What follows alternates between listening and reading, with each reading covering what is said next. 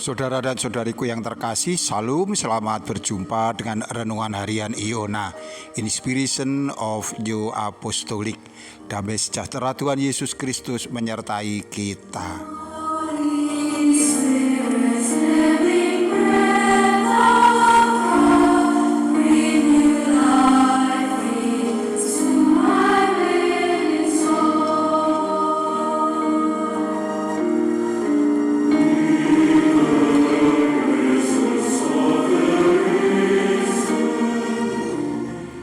Kita kembali akan membaca firman Tuhan dari 2 Korintus pasal 4 ayat 5. Sebab bukan diri kami yang kami beritakan, tetapi Yesus Kristus sebagai Tuhan dan diri kami sebagai hamba-Mu, karena kehendak Yesus.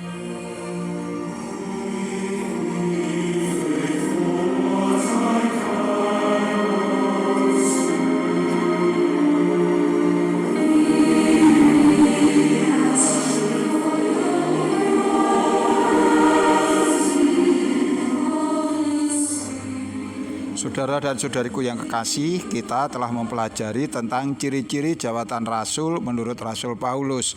Antara lain, rasul sebagai jawatan perjanjian baru, rasul sebagai jawatan roh, dan rasul sebagai jawatan kebenaran.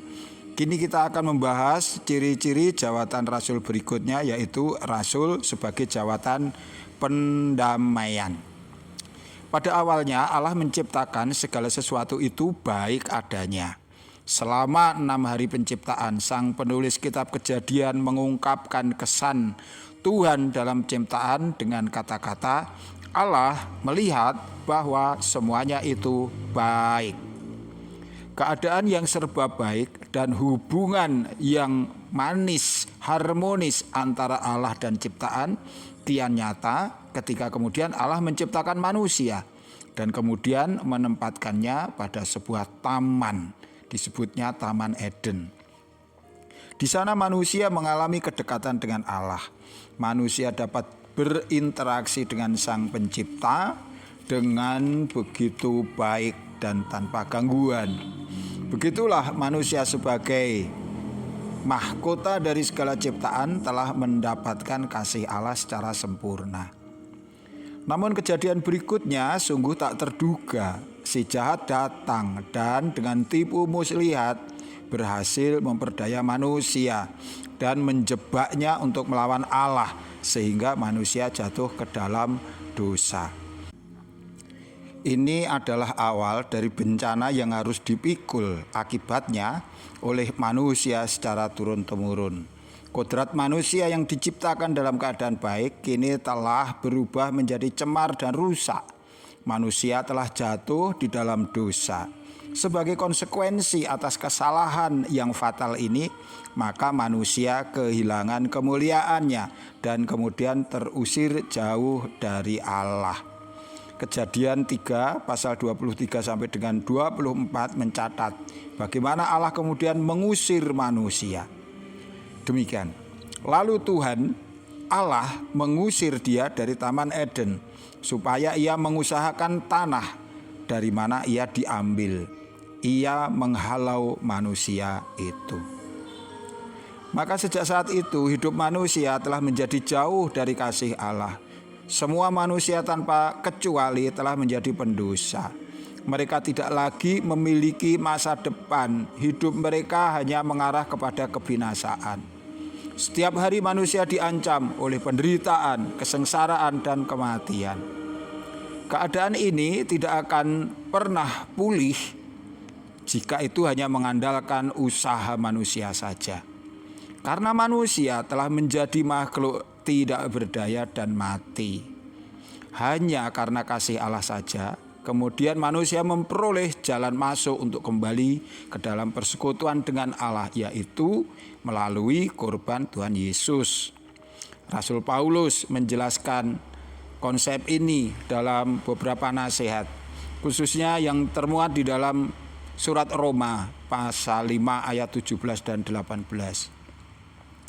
Sebab jika oleh dosa satu orang maut telah berkuasa oleh satu orang itu, maka lebih benar lagi Mereka yang telah menerima kelimpahan kasih karunia dan anugerah kebenaran akan hidup dan berkuasa oleh karena satu orang, yaitu Yesus Kristus.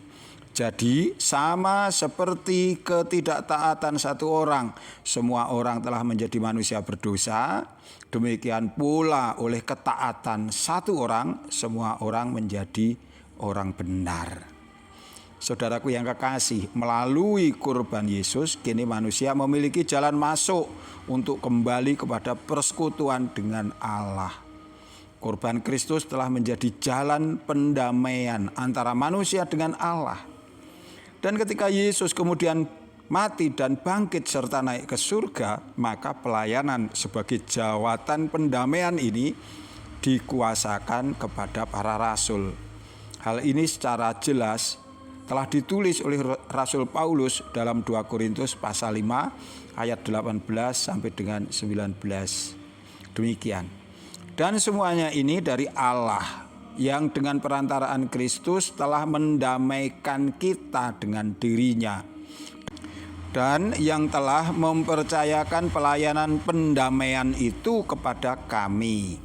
Sebab Allah mendamaikan dunia dengan dirinya oleh Kristus dengan tidak memperhitungkan pelanggaran mereka. Ia telah mempercayakan berita pendamaian itu kepada kami.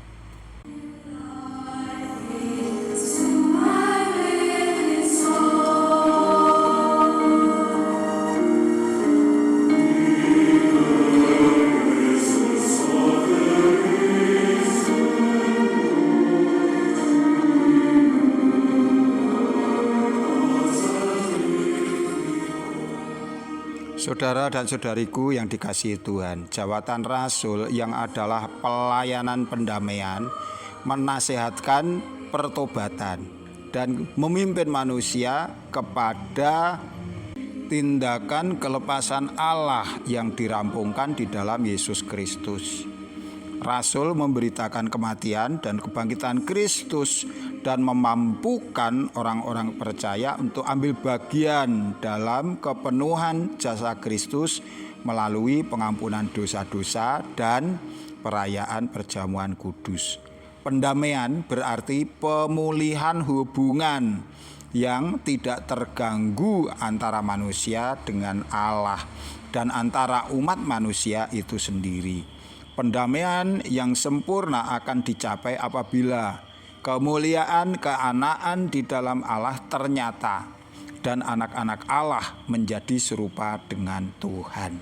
Saudaraku, tetaplah setia hingga kita semua dapat meraihnya untuk selama-lamanya. Tuhan memberkati kita. Sampai jumpa. Amin.